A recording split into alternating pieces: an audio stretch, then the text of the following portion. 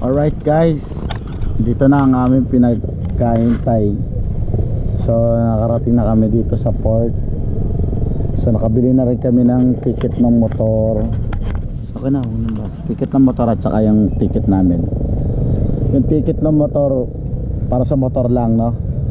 Tapos yung ticket ng passenger, dalawa kami ng misis ko. So pari tatlo, motor, ako, tsaka isa misis ko. Magkano sa motor? 575. 580. Sa atin magkano? 580. Aray ko. Mas mahal pa yung tao kaysa sa motor, 10 piso. Kasi 1,160 ang 575 sa motor, 580 sa tao. So bali kami tatlo nasa 1.5. Magkano? Hindi lang yun, may binayaran pa, di ba? Dalawang 65 yung binayaran ko dun sa PPA. Kaya mo lang.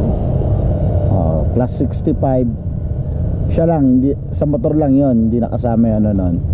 Tapos yung dalawang stamp na yon, yung sa guard 20, 40. So yun, makakarating na kami ng Ubay, Bohol.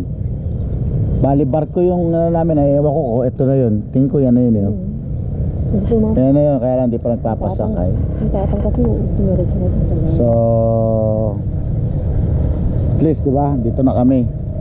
Dahil pag nakarating na kami ng Bohol, next ano na, Camiguin na Island. Alright, mamaya guys, balikan ko kayo.